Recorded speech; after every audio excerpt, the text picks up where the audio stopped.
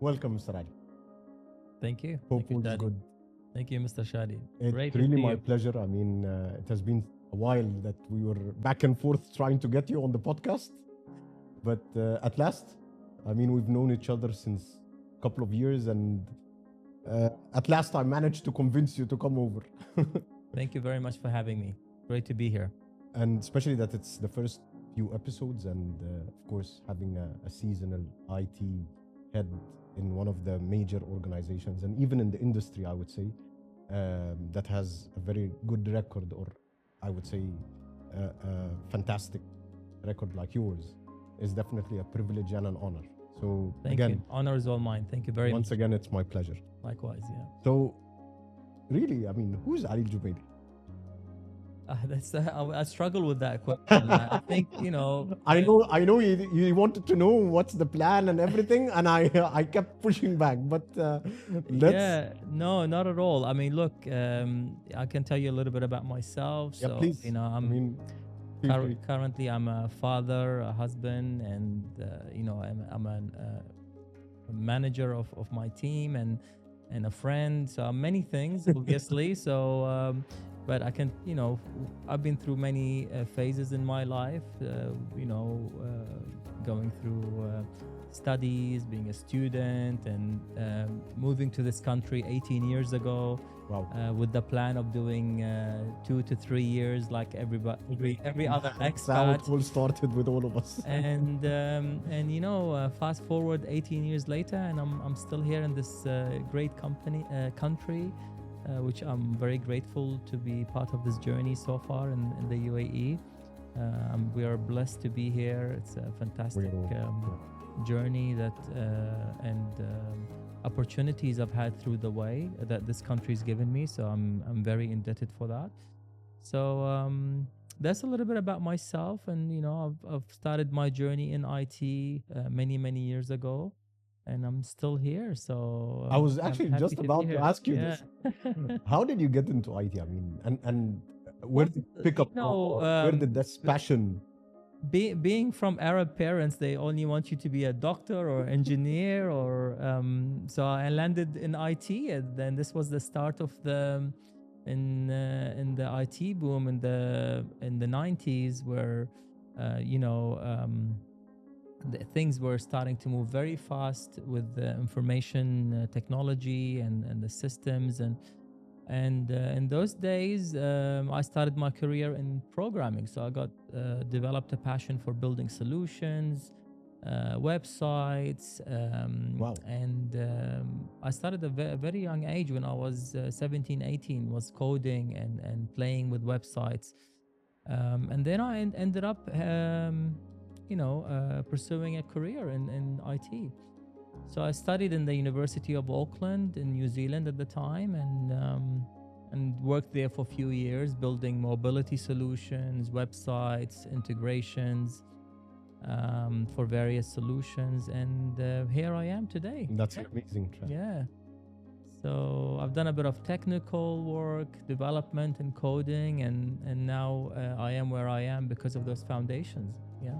But Ali, I believe. I mean, with your, I mean, I've dealt with you even with our previous companies, and I gotta say, no, that that passion is not just because you were pushed towards that career. No, because your capabilities and the way I know you, no, I mean, I believe that's the passion mainly. But again, I want to hear from you. People will definitely want to.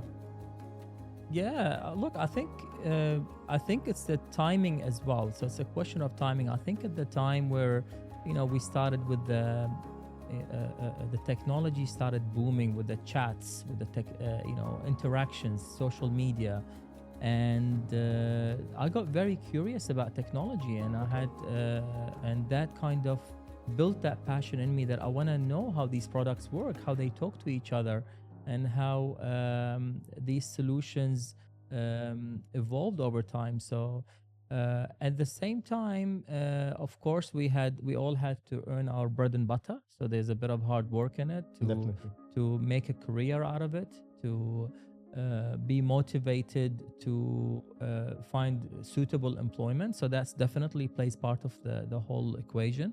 So it's not just the fun and the passion of it, but you have to make a career out of it Yep. to earn your family a decent living. So I think being in IT was one of those careers where really helped get those opportunities. And I started off in back in New Zealand, and the employment was good. And then I came here, and it was a fantastic opportunity. Many opportunities along the way. But I mean, we've known each other in quite large corporates. I would say actually multinationals. How did you start off in the multinational corporates? So look, like I said, when I started off, I was earlier in my career, I was in banking. Okay. So I did a lot of work with the banking, fund management, investment banking. And the time in Abu Dhabi, when we had the National Bank of Abu Dhabi, I did some work with deploying their fund registrar system for investment banking division to manage their mutual funds. We deployed a solution for e-trading. It was one of the first e-trading platform that connects with the Abu Dhabi exchanges and the DFM, the Dubai Financial Exchange. So it was really the timing that was all happening. Those exchanges were being set up, digitized, and all these e-trading solutions were coming to the market. So I started in that time with the banking, and then in Abu Dhabi was my first year or so, and then I moved to Dubai for another banking opportunity. So it's been a great journey, and I moved on to more of the project management, helping deliver solutions, and then as I grew through the years into governance, strategy, and transformations. Wow, that's a lot of exposure. I mean, very rich in exposure, I would say. Thank you. Yeah, I've had great opportunities along the way. Yeah, I bet. Okay, my next actually question is, what were the main challenges that you saw as challenges? Although maybe at that time you thought they were damn tough, but then the mindset. Again, because I know you, I know you're a person who is very proactive, and in that sense, you don't just look at challenges as problems, but you look at quite how to attack them and solve them and find these kinds of solutions around. What were the kind of challenges like that? I think in every part of our life, we will have a certain challenge or another, whether it's with an employer or a different employer, or a project or a person. So these challenges, what I have learned so far, they will come along the way. Exactly. So it's really working with them, trying to work for an organization to overcome to these challenges. You have to put the organization interests at first to help that organization overcome the challenge, and then take things forward. But a lot of the time, and now I am where I am today, I feel that a lot of these challenges happen for a reason.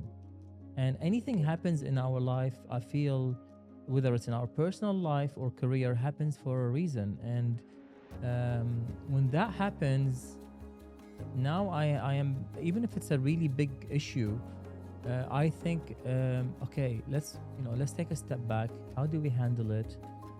This is happening for a reason. Let's take it. Let's see how to address it the best way, and things finding their way Nature finds. Things will unfold in a natural way eventually, and they will happen. So in every company, there's different challenges. It's all about being patient, perseverance, and trying to get through the task to help the company move forward. Okay, that's in terms of generalizing it. But Yeah. if I ask you precisely, what was the biggest challenge that you saw at that time? It's a challenge that cannot be overcome, but then you found that no, we actually excelled in it. What was this kind? Maybe it can be professional or maybe personal. At the end of the day, it's a challenge that you, as Ali Al Jumaili, once saw that it's a big thing. Well, look, I think I can tell you, for example, in this country, a lot about us as expats here. Mm. So our really life is dependent on our employment Exactly, turnover yeah. here. So this is a challenge with a lot of our expat colleagues would face in this country. So we're lucky enough to have a lot of opportunities to move around. Sometimes a big challenge, that I faced, and I think a lot of us will face or have faced in the past, is you have a lot of anxiety during your job, during your work. Okay. So that's true. that's because of the changing market. We've been through the recession, we've been through the pandemic. We're that generation that went through all those challenges. So I think these were big for me, and then helped really stretch me to grow a little bit, and to be a bit more patient, and to evolve in my journey. That's amazing. Yeah. So I believe that's actually one of the things that people tend to develop themselves in terms of personality. And I think, I can see where you're coming from. So, to the next one. Yes. How do you see the future in the digital transformation space, especially that now, after the pandemic, after the COVID part, I mean, things started to change totally. I think also customer expectations in terms of B2C and B2B, and I know you've worked in various corporates where they actually excel in B2C in the past, and others who are in B2B mainly. Yes. How do you see that change and the future of it? Yeah, I think when you started that question, how do you see the future of digital? And look, it's very exciting. I got goosebumps when you asked that question, because really, I'm so excited about the future and the technology, where it's moving. What we're seeing today is things used to dream of when we started our career and journey. AI, wow, who doesn't, what we can do now with ChatGPT, with all the AI platforms that we're seeing, it's amazing. And it's really going to be the future, or it is the future. It's here.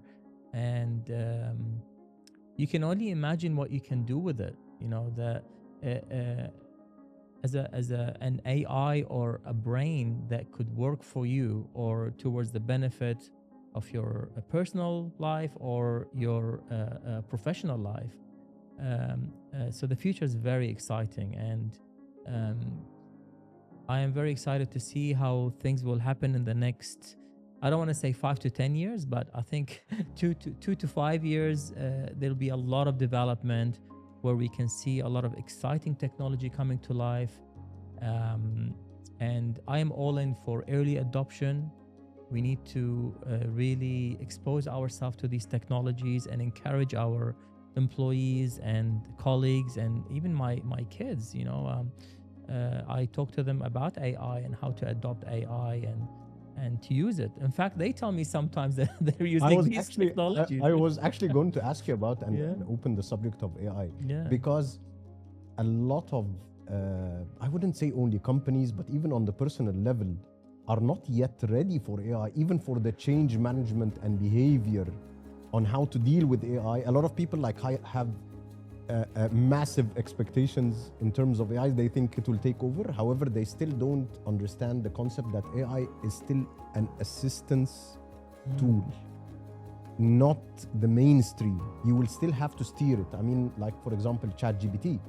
I personally use it sometimes, but you have to give it the direction. And up to a certain extent, yes, it can help to 60-70%, but still.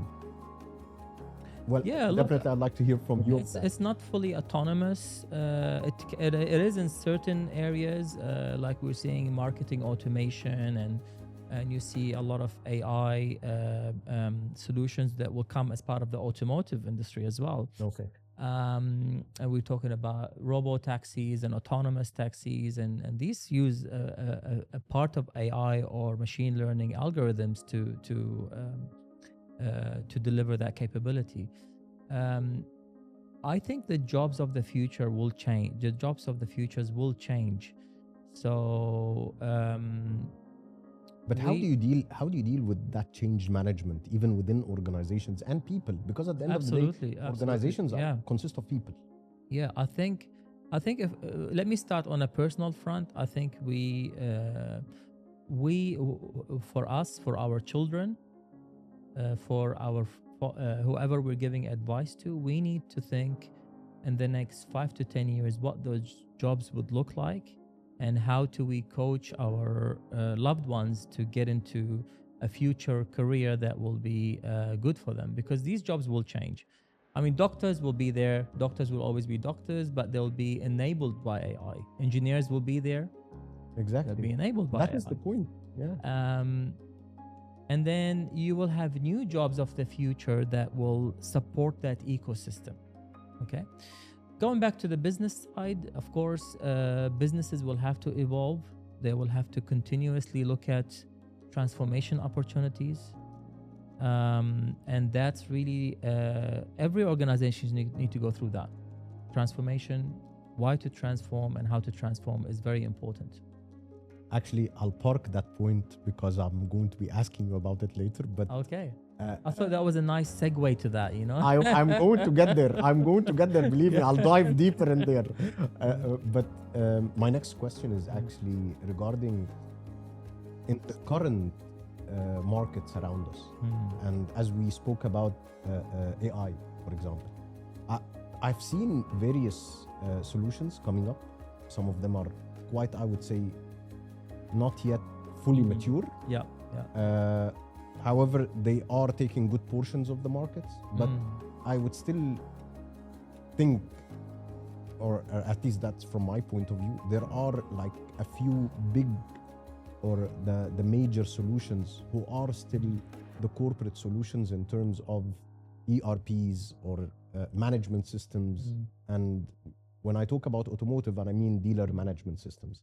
Now, if you talk about the main ERPs, from your point of view, are there still like main ones? And you're of course, you're free to name them, but what I mean, if I want to divide them or speak about them or elaborate a little bit. So definitely I would like to hear from you. Yeah, look, I think the software giants or these big ERP packages, I've experienced Microsoft at the start of my career with Microsoft Dynamics as the main CRM at the time, and then did a lot of work with Oracle, JD Edwards, and then Oracle Fusion, and now SAP. SAP, of course, is in the market as well as the leading. So with all these, of course, the software giants, let's call them the three software giants, they have the right investment strategy to make these products future-proof, to make sure that they bring about innovations for organizations. So a lot of the times, organizations, they don't want to reinvent the wheel. So these packages come with the best practices, the well-defined, tested processes that organizations can adopt and adapt to gain benefits and to refresh their landscape. On the other hand, if we, going back to the point of AI and innovation, so companies or startups, they need to look at these emerging technologies and how they can cross ideas to bring new innovations through AI and through technology. So there are two, I would say two spectrum to this. There's the early adopter, the startup mentality, the trending technologies that we hear about, AI, ML, blockchain, IoT,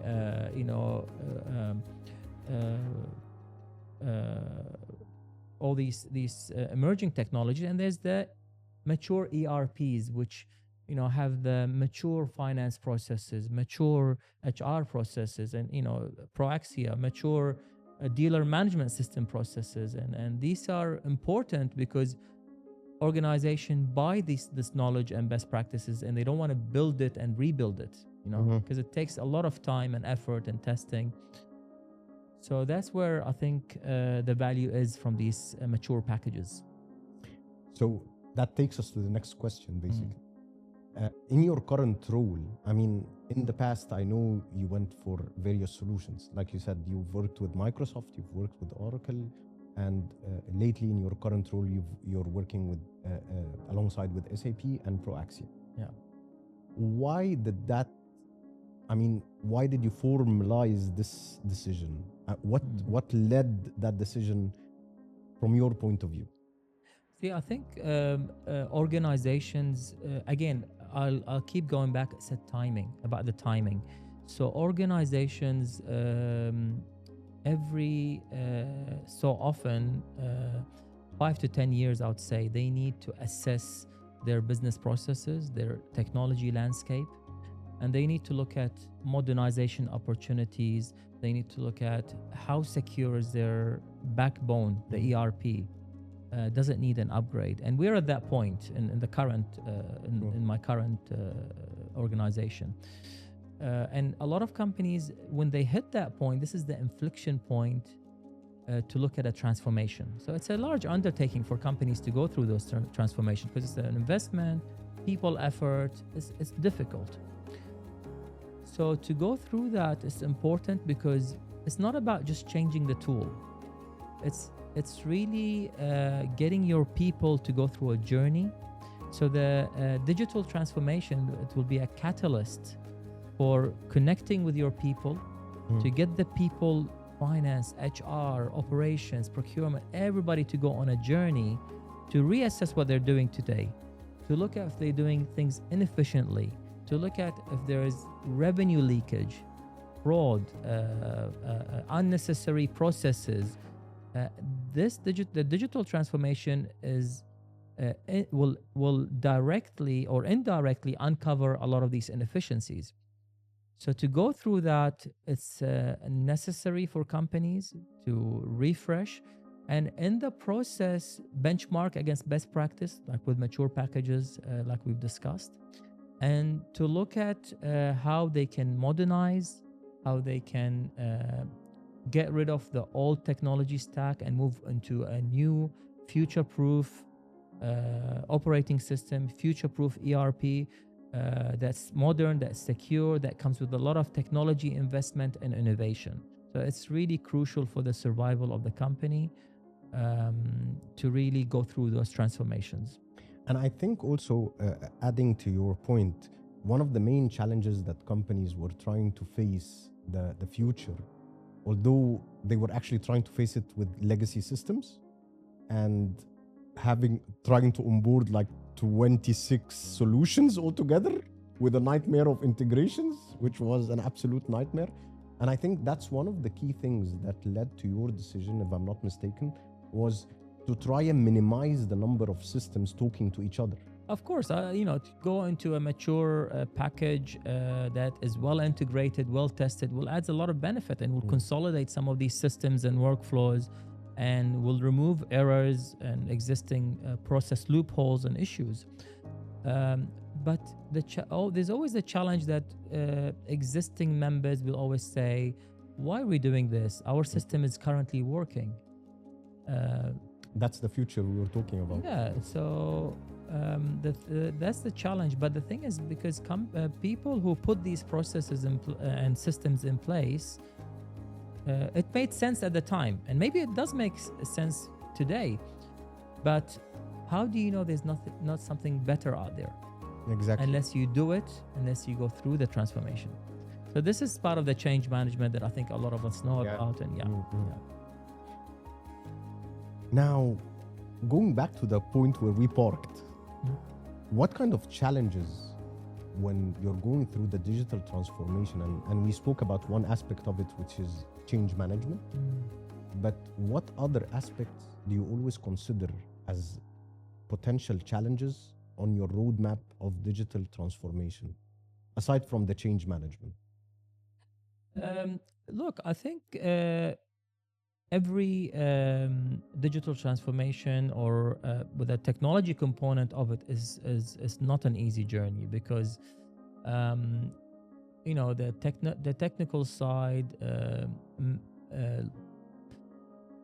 people, the change management, okay, we'll put aside, but people are used to doing things one way, and during the process they will uncover that there are missing things in the future system or Exactly. future ecosystem, and you need to hear them out because they are right. So in some cases, they custom developments that they have done in the future, or the way they did things that they needed to do, worked really well, and they're automated. And when we go to a new system that does things in a different way, some of these things are missing, but there are new things that will add a lot more value. So we need to be able to accept the fact that we're getting a lot more value going through with a modern solution, and let go and compromise on some of the things that we had in the past, because we're getting a lot more value. We're getting the underlying ecosystem of the new technology, more secure, more integrated, better features, more automation, AI, foundations for AI. All these things will come as benefits that will maybe a lot more value for the company over one single digital process that could be maybe added in the future. So these is challenges that we face. It's not. I think this is more than the change management, but this is more about the functionality that we will get in the future system, as well as obviously data migration. When you moving the data Exactly, over, that's a is very big always a big challenge. But I think stakeholder alignment. Stakeholders will That always is say, extremely why is not broken? My current system is working. Why are we moving? So I think PMO plays a crucial role in all this, aligning the stakeholders, and I think this is really important to have a good PMO that will work with all the stakeholders, be patient, bring everybody on board, part of the journey, and through the process you'll have new people coming in, people leaving, and fresh people coming in. So we always have to have this you always have to have that continuous sync. Continuity. But that also takes me to a very important aspect of this, which is again the integration part. Honestly, I mean, I've seen the more integrations involved, the more complex it gets. And when you look at the timeline of the project, a lot of people try to push this timeline and squeeze it as much as they can, but they overlook the complexity of it, and sometimes they neglect that they need to just take their own time to make sure that the integrations and everything, and whenever you're going to a native system speaking to each other, I think that's key. And especially when considering that, I mean, that's one point, which is the integrations and making sure that the timeline is correct. The other part is always that it's not a customization part, that you try to go for minimizing your customizations and go for best practice industry, basically. Yeah, I mean I think that's one of the reasons that you need to choose the right ERP package with a well integrated industry module. So let's say the ERP will come with all your foundations, and I think that's one of the points we were always debating about. Whenever I tell you that, you tell me that you have to bring your prices down. Then we have this continuous debate. And I'll always remember the price discussion we've had. So, but look, I think the foundations are important. So you have the hire to retire processes, the procure to pay, the whole ecosystem, the CRM. It's a huge value. But then, so this is for me is back office and huge support for the front office. But then you have the industry modules. So the auto side, if you're doing manufacturing, if you're doing travel, or you're doing Yeah, and in agriculture. your current role, I mean, you guys have Yeah. a vast diversity within the Exactly. so definitely, So yeah. those we call them industrial solutions or industry specific solutions. They need to be on the outskirts of the solution, okay? Because they are delivering a specific purpose to that specific industry. Let's say auto in this case. Yeah. So then the benefits, the huge benefit that you'll get, that we have Proaxia, which is a well integrated to SAP. Yeah, Obviously, that brings it's a huge native integration. actually. native, so it's a huge value, and then it will work well. So that's a huge part of our decision. And I remember Yeah. back in the time, that was actually a discussion that, speaking about the native integration and the minimal effort needed and being a product, not just a customization in codes and stuff like that, but that was even voted by your team. And I remember our discussions around that. But yeah, you're right. Yeah. So yeah, no, look, I'm really excited about this journey, but I'll give you the real feedback after we go live. So we haven't gone live yet, so I'm gonna hold my Yeah, but so far complete it's, feedback. so far it's things are going Yeah, again. the when you journey put is a well. solid plan Yeah. and timeline, and you guys are doing a terrific job. I mean, you guys are hands on. Yeah. You and your team. I mean, Look, I think it's a combination of the right product, right implementation vendor. You need to bring the right expertise. If you're doing an auto project, you need to have the right partner with the auto experience. If you're bringing a manufacturing project, again, so it's a combination of the winning recipe. What's the winning recipe that will help you take the business forward? Because the transformation is so challenging. It's very hard to push through this. So you need to have the right ecosystem and the right recipe, because the work around it is very difficult, and you need to manage all that around you. The last thing you want is you go through a transformation and you have a product that's not supported, or the particular vendor's gone out of business, or you have some security loopholes. But if you go with a trusted solution that's well tested, well established, then you can almost guarantee these things are taken care of. Then you can manage the elements outside of your transformation. True. I mean, just to recap on what we were saying, I don't think companies can last with legacy systems for long. They would definitely have to consider the future, and I would quote from you, it's coming. I mean, it's just a matter of time, and you have to be well equipped for it. Absolutely. I think if anything, we can't wait, because there are, for me, security keeps me awake at night. We need to always get the best security solutions in place. That's because you're talking about zero-day attacks where things need to be quickly patched up or real-time addressed through your security ecosystems. You need to make sure your product vendor has the right patches, always up to date. So staying with solutions from 5, 6, 10, or even from a few months ago without patching them, through continuously updating them it's not acceptable, and no business should be accepting those risks. Yeah. Well, I don't want to say, and I hate to say it, towards the end, I would ask you for 3 advices.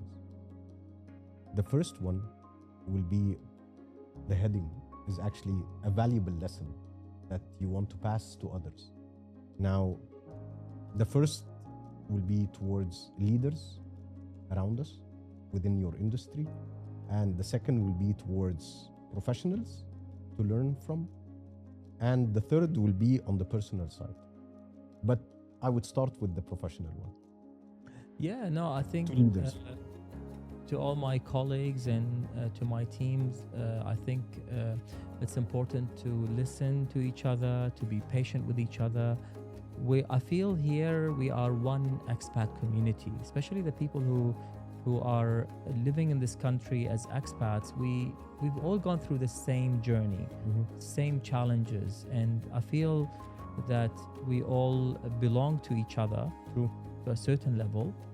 So we all need to And I think that builds a culture on its own. And I think, we all have to listen to each other, be patient with each other, and that brings a sense of Connection between connection. people. Yeah, absolutely.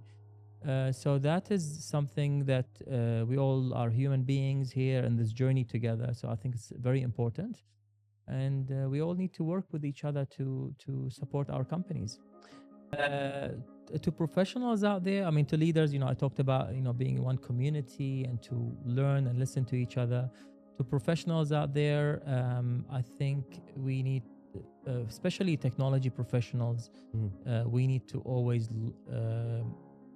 be up to date to the market, look at what's going on, be connected, talk to people all the time, and partners and technology partners to see what's going on, to advise the management teams, and not just wait for things to happen. So that's important, to be very proactive. That's very important. And that So actually proactive is the key. proactivity then. Yeah. You're going to the 7 habits of highly effective people, I can see. Yeah, yeah. That's one of my actually that was one of my favorite certification courses, 7 Habits of By the way, Highly we Effective both did People. it in Altair back in the day. Was it? Yep. Yeah. But you I were, think I was in 2000 and maybe 17. yeah. I did it there. and Stephen Covey. Stephen Covey, and in fact, I did it in Emirates as well. And Stephen Covey Jr., Mhm. the son, he created another book called Speed of Trust. Yep. I heard Another about it. framework It's similar fantastic. to. It's a great tool. I love these books, and I think that's another. I'm glad we segued to this. That's another advice. This is a great course to look into for working professionals and for growing people who want to break to the next level. Personal side, we talked about. Is that No, before we jump there, because now I'm curious. And excuse me for that, but an advice to especially professionals who Yes. have just graduated or starting up their journey Yeah. and gearing up and jumping into IT. Look, I think I know where I would say I'm in a different generation now. If I look at my kids' generation, I can give them some advice, but would it be relevant for them? Because maybe they should be advising me, because their time is so different than our time. True, but they still need advice even if they don't listen to it at the time. Yeah, I think the general values, we need to be proactive. We need to always innovate. We need to always be connected to. And nowadays, the schooling system, especially here in the UAE, and it's so good. It's really advanced, and I'm seeing my kids go through that. They present. They go to workshops. They travel for school trips. And I didn't have that exposure growing up. So I think this new generation will have a lot more edge but of course there's things with experience you can only get with time. So they have to also go through that journey to grow, to expand, to develop like we did. I love that, because that basically sums up that they have to use their toolbox of abilities that they are building up and mix it with the experience. Yeah, absolutely. Yeah. Now, lastly, is on the personal level. If you're putting a message to your kids or family or friends, what would you want to say? I think it's go with the flow. Don't take things sometimes in a stressful situation.